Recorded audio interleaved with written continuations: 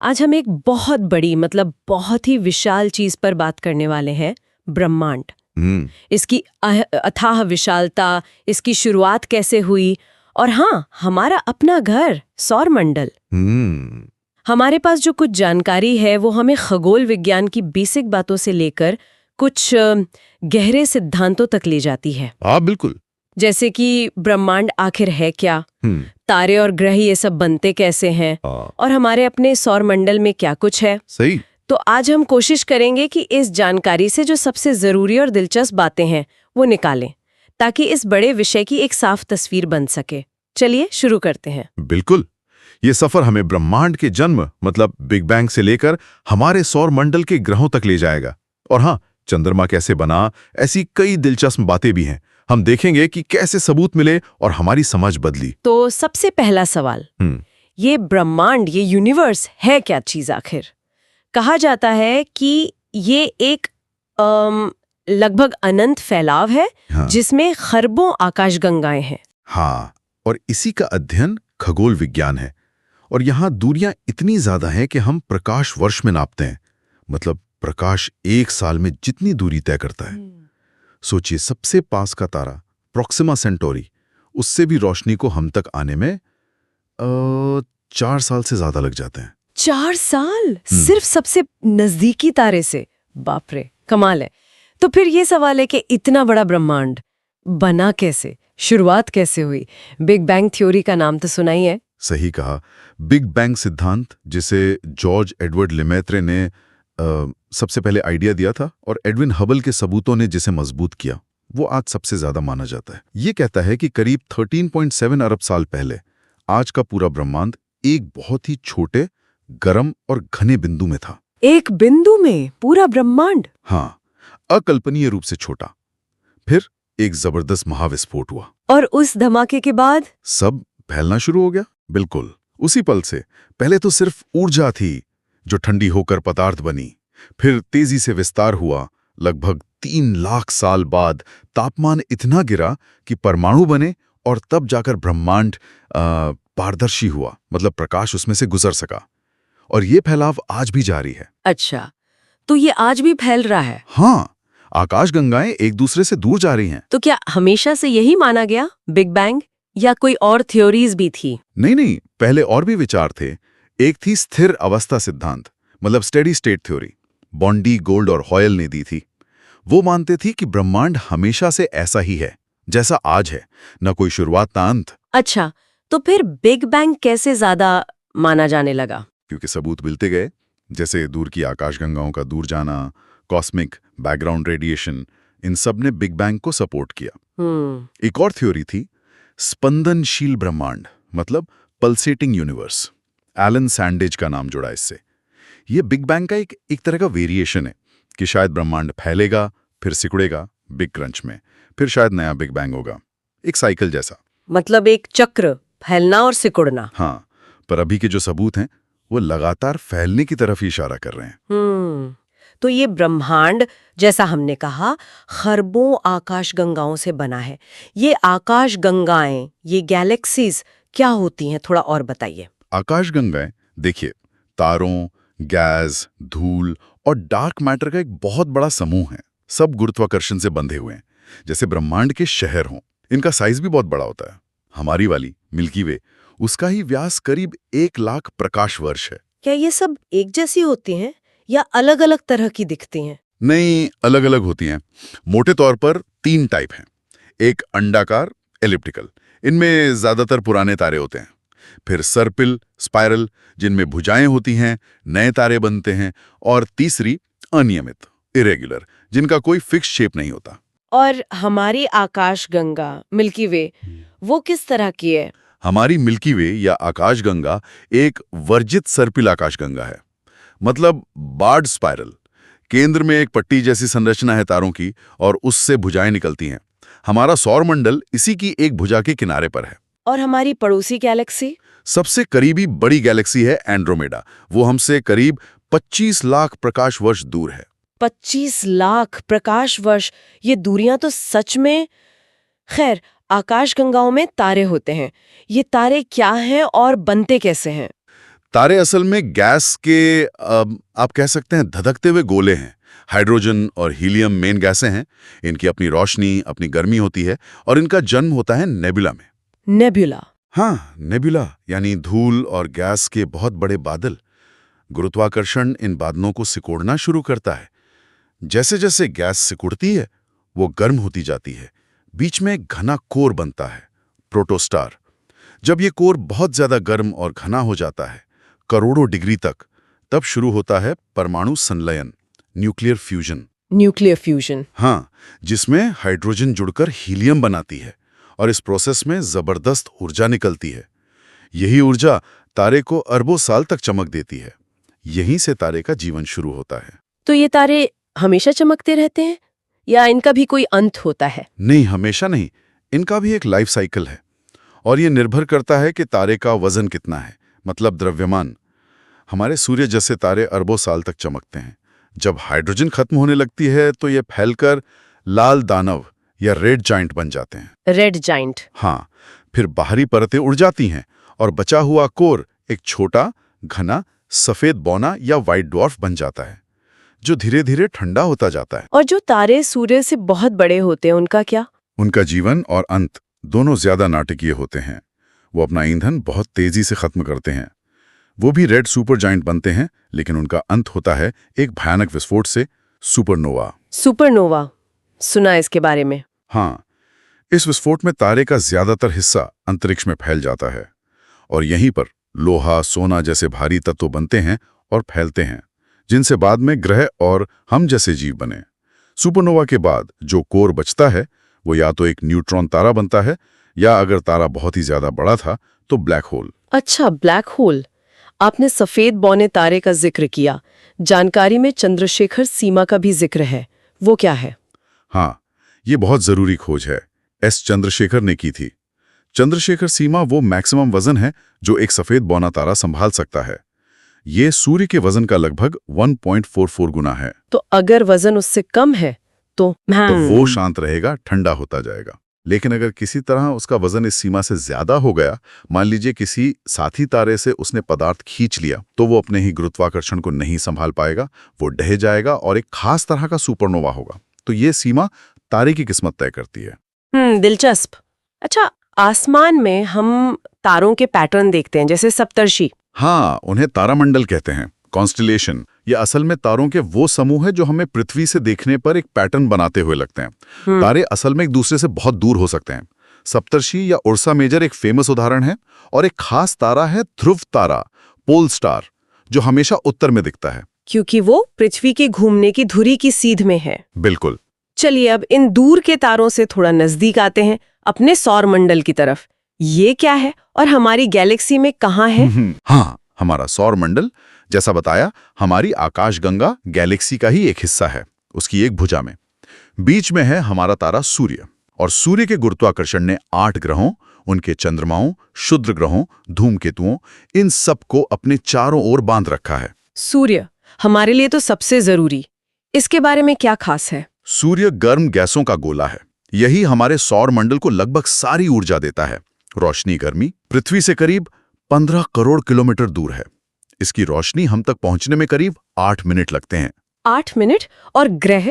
8 ग्रह हैं ना? हाँ, बिल्कुल। सूर्य से दूरी के हिसाब से देखें तो बुध, मर्क्यूरी, फिर शुक्र, वीनस, फिर हमारी पृथ्वी, अर्थ और मंगल, मार्स, ये चारों आंतरिक ग्रह हैं, चट्टान और धातुओं से बने। और इसके बाद? इसके बाद आती है एस्टेरॉयड बेल्ट, मतलब क्षुद्र ग्रह पट्टी, और फिर 4 बाहरी ग्रह, Brihaspati, Jupiter, Shani, Saturn, Uranus और नेपच्यून। ये विशाल गैसीय ग्रह हैं। हाइड्रोजन, हीलियम, बर्फ, इनसे बने हैं। तो ये ग्रह चलते कैसे हैं? मतलब घूमते हैं? हाँ, लगातार। सब ग्रह सूर्य के चारों ओर एक अंडाकार रास्ते पर घूमते हैं। इसे ऑर्बिट या कक्षा कहते हैं। ये हुआ परिक्रमण, रेवोल्यूशन। इससे साल बनते हैं और साथ ही हर ग्रह अपनी धुरी पर भी घूमता है। जैसे लट्टू, वो है घूर्णन, रोटेशन। उससे दिन रात होते हैं। अच्छा, और क्या सब एक ही दिशा में घूमते हैं? ज्यादातर हाँ। शुक्र और यूरेनस उल्टी या बहुत अलग तरह से घूमते हैं, पर बाकी सब लगभग एक ही दिशा में। और नियम सीधा है, सूर्य से जितनी दूरी, चक्कर उतना लंबा। समझ गए। चलिए हर ग्रह की थोड़ी थोड़ी बात करते हैं। बुध सूर्य के सबसे पास, सबसे तेज चक्कर लगाता है, सिर्फ 88 दिन में, पर वायुमंडल लगभग है ही नहीं, तो दिन में बहुत गर्म, रात में बहुत ठंडा। और शुक्र, इसे पृथ्वी का जुड़वा कहते हैं, पर सुना ये बहुत गर्म है। हाँ, साइज में पृथ्वी जैसा है, इसलिए जुड़वा, पर इसका वायुमंडल बहुत घना है, कार्बन डाइऑक्साइड से भरा, तो ग्रीन हाउस इफेक्ट जबरदस्त है। नतीजा, ये सौरमंडल का सबसे गर्म ग्रह है, बुध से भी ज्यादा गर्म। और हाँ, ये घूमता भी बहुत धीरे है और उल्टा घूमता है। बाप रे, शुक्र तो बिल्कुल अलग है। हमारी पृथ्वी तो बहुत अच्छी है फिर। बिल्कुल, पृथ्वी ही है जहां जीवन है, जैसा हम जानते हैं। ध्रुवों पर थोड़ी चपटी है, पानी से ढकी है, इसलिए नीला ग्रह। हवा है, पानी है, सही तापमान है। 24 घंटे में घूमती है, 365 दिन, और कुछ घंटों में सूर्य का चक्कर।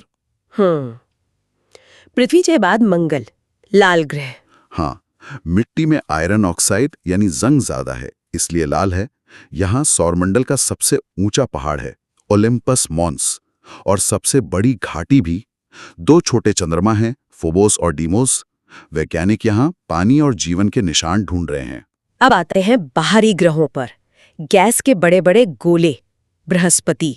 बृहस्पति तो राजा है, सबसे बड़ा ग्रह। बाकी सारे ग्रह इसमें समा जाएं, ज्यादातर हाइड्रोजन और हीलियम, कोई ठोस सतह नहीं। और इसका वो ग्रेट रेड स्पॉट तो बहुत फेमस है, एक विशाल तूफान जो सदियों से है।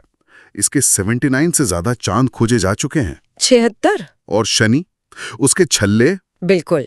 शनि अपने छल्लों के लिए ही जाना जाता है। बर्फ और चट्टान के कणों से बने हजारों पतले पतले छल्ले, बहुत खूबसूरत लगते हैं। ये दूसरा सबसे बड़ा ग्रह है, गैस का ही बना है। इसके भी 80 से ज्यादा चांद है। एक टाइटन है जिसका अपना घना वायुमंडल है। अगला है यूरेनस, इसके बारे में क्या खास है? यूरेनस और नेपच्यून को बर्फीले दानव या आइस जायंट्स कहते हैं। इनमें पानी, अमोनिया, मीथेन जैसी जमी ही गैसें ज्यादा हैं। मीथेन की वजह से यूरेनस हल्का नीला हरा दिखता है। और सबसे अजीब बात, ये अपनी साइड पर लुढ़कता हुआ सूर्य का चक्कर लगाता है, मतलब करीब 98 डिग्री झुका हुआ है। लुढ़कता हुआ, ये तो अजीब है। हाँ, इसके भी 27 ज्ञात चंद्रमा हैं। और आखिर में नेपच्यून। नेपच्यून भी नीला है, मीथेन के कारण। यूरेनस जैसा ही है साइज में लगभग। सबसे दूर है सूर्य से तो बहुत ठंडा, और यहाँ हवाएं बहुत तेज चलती हैं, सौरमंडल में सबसे तेज। इसके 14 ज्ञात चंद्रमा हैं। पहले प्लूटो भी नवा ग्रह था, अब क्यों नहीं है? हाँ, प्लूटो की कहानी बदली। 2006 में इंटरनेशनल एस्ट्रोनॉमिकल यूनियन (IAU) ने ग्रह की परिभाषा बदली। 3 बातें तय हुई: सूर्य का चक्कर लगाए, गोल हो, और अपनी कक्षा के आसपास का इलाका साफ कर दे, मतलब वहां कोई और बड़ा पिंड ना हो। अच्छा, तो प्लूटो कौन सी शर्त पूरी नहीं करता? तीसरी वाली। वो अपनी कक्षा का रास्ता साफ नहीं कर पाया है। उसकी कक्षा में और भी उसके जैसे पिंड हैं, जैसे ईरिस। तो प्लूटो और ईरिस जैसों के लिए एक नई कैटेगरी बनाई गई, बौने ग्रह या ड्वार्फ प्लैनेट। तो वो अब भी सौरमंडल का हिस्सा है, बस ग्रह नहीं कहलाता। समझ गए। तो ये तो हुई ग्रहों की पहचान, पर ये बने कैसे? क्या ऐसी ही थे हमेशा से? नहीं, इनका बनना भी तारों के साथ ही शुरू हुआ, उसी नेबुला से। जब नेबुला सिकुड़ा, बीच में सूर्य बना और चारों ओर धूल गैस की एक डिस्क रह गई। इस डिस्क में तापमान का बहुत बड़ा रोल था। सूर्य के पास गर्मी ज्यादा थी, तो सिर्फ चट्टान और धातु ही ठोस रह सके। हल्की गैसें उड़ गईं, यही चट्टानें जुड़ी, पहले छोटे पिंड बने ग्रहाणु, फिर ये जुड़कर बुध, शुक्र, पृथ्वी, मंगल जैसे चट्टानी ग्रह बने। और बाहरी ग्रह? सूर्य से दूर, जहां फ्रॉस्ट लाइन के पार ठंडा था, वहां पानी, अमोनिया, मीथेन जैसी गैसें भी बर्फ बन गईं। इन बर्फीले कणों ने अपने आसपास की हाइड्रोजन और हीलियम गैस को भी खींचा, और बड़े बड़े गैसीय ग्रह बन गए, बृहस्पति, शनि, यूरेनस, नेपच्यून। तो दूरी ने तय किया कि ग्रह चट्टानी होगा या गैसीय। वाह! अब आते हैं पृथ्वी के साथी पर, चंद्रमा। हाँ, हमारा चांद, पृथ्वी का इकलौता प्राकृतिक उपग्रह। साइज में पृथ्वी का करीब 1/4 है, दूरी करीब 3,84,000 किलोमीटर। इसके बनने को लेकर भी कई थ्योरीज थी, है ना? बिल्कुल। पहले सोचते थे कि शायद तेजी से घूमती पृथ्वी से टूटकर बना, फ्यूजन थ्योरी, या कहीं और बना और पृथ्वी ने पकड़ लिया, कैप्चर थ्योरी, या पृथ्वी के साथ ही बना, कोएक्रीशन। सर जॉर्ज डार्विन का भी एक आइडिया था।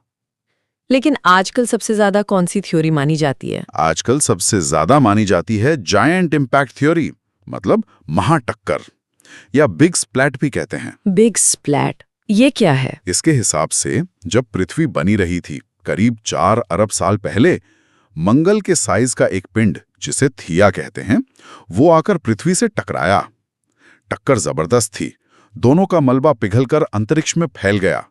वही मलबा धीरे धीरे जमा हुआ और हमारा चांद बन गया। अपोलो मिशन से लाए गए चांद के पत्थर भी इसी थ्योरी को सपोर्ट करते हैं। बाप रे, एक टक्कर से बना है हमारा चांद। अच्छा, हमें हमेशा चांद का एक ही हिस्सा क्यों दिखता है? क्योंकि चांद टाइडली लॉक्ड है, मतलब जितने टाइम में वो पृथ्वी का चक्कर लगाता है, करीब 27.3 दिन में, उतने ही टाइम में वो अपनी धुरी पर भी घूम जाता है। तो उसका एक ही चेहरा हमेशा हमारी तरफ रहता है। और चांद पर जीवन? नहीं, वहां न हवा है न पानी, सतह गड्ढों से भरी है। नील आर्मस्ट्रांग पहले इंसान थे जो 1969 में वहां उतरे।